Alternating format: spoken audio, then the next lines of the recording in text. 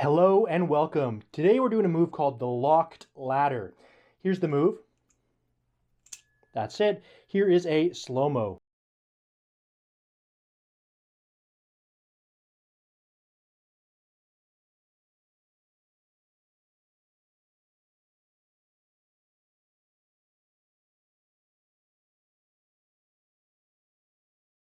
All right, guys, let's get right into this one. So you're going to start off in the reverse grip. For me, I got the safe handle close to my palm, blade pointed outwards. You could do this one either way. However, this is kind of most natural.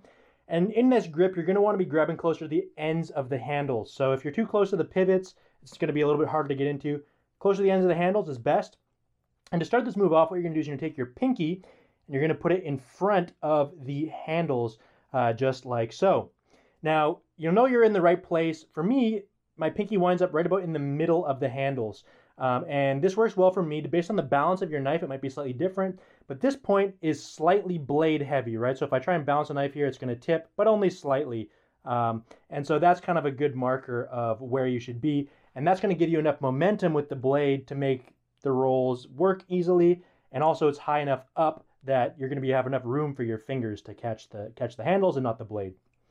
So anyways, hold the knife in the reverse grip, close to the end of the handles, pinky goes in front, pinky's right about in the middle of the handles. And what you're going to do is, this is the hardest part of the move, is the first little roll. So, and if you can master this, you can master the rest of it. And it's a simple little part. And so it's going to take a little bit of practice, but don't be discouraged if you're like, man, this is hard. Just the first roll. Once you get it, you're going to have this no problem. So anyway, so you're here. And to begin this move, what you're going to do is you're going to twist with your pinky and ring finger, twist the knife and get it to go up and around just like so. Now you saw how hard that was for me. If you're just using your pinky strength, I find this to be quite difficult to get it to spin all the way around and get to this position here.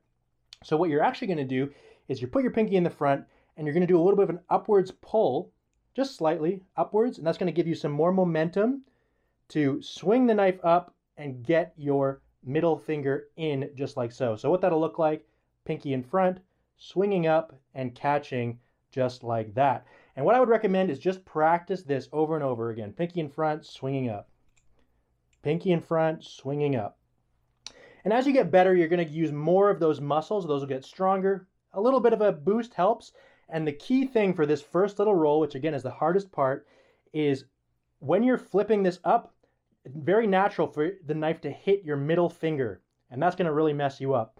So when you're doing this flip, you're going to want to consciously think about, okay, I'm going to keep my middle finger out of the way until it's time to catch. So again, reverse grip, pinky comes in, a little bit of an upwards pull and a twist, keeping my middle finger out of the way and catching just like this, just like that. And once you've mastered that, we're on to the next parts, which are more of the same, but even easier. So just like this. So once you've caught here, what you're going to do is you're going to remove your pinky, and we're going to use our ring and middle finger to do another twist in the same direction.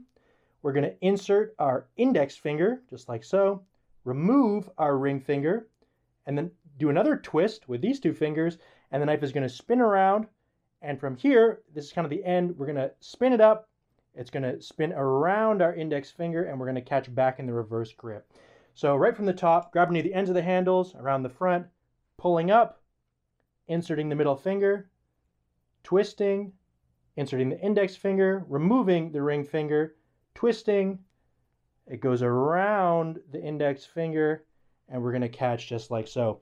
So those are the steps to the move, and when you're done, it should look something kind of like that. So on to some tips and tricks. Number one tip for me is when you're starting off this move, that first twist around, I already mentioned it, really think about keeping your middle finger out of the way.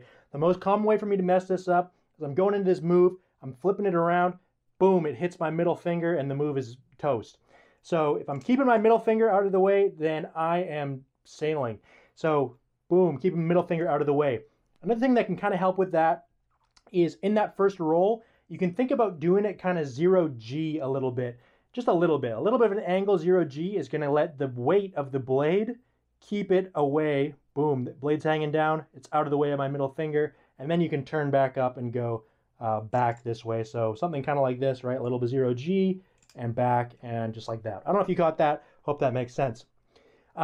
Next, in terms of style or making this move look cool, it's pretty easy when you're doing this move to use a lot of momentum. So the first roll, you're using a lot of momentum. Second roll, you're using a lot of momentum coming around. You get kind of this big up and down kind of effect, and that makes the move easier and smoother. However, if possible, if you can use as much of your finger strength and dexterity as possible to use less momentum, the move, in my opinion, is going to look a little bit cooler. And so that's just going to take practice and take time. But usually I use a little bit of momentum for the first roll, and then the second rolls, I try to use less. Obviously, you're going to use some to keep it smooth. If you use absolutely no momentum, it's going to be pretty, slow and difficult. Unless you're some kind of freak or you've been practicing this for a long time, that's possible as well. Yeah, so that's kind of my tip too. Use as little momentum as you can once you're able to do the move. When you're learning momentum, no problem. It's going to help you do things. So those are kind of my 2 tips. One other quick note I wanted to mention. This is called the locked ladder. As you can see, I don't even have a latch. So if you wanted to, you could lock the knife and do this. However, usually this is done while it's not locked, but it's in the open position. So that's just kind of a funny thing with the name. A lot of people don't use latches nowadays. But if you did, you could lock it and then do this twirl type of thing. Not necessary. This one's not too difficult. Hope you guys like that one. Thanks for watching. Peace.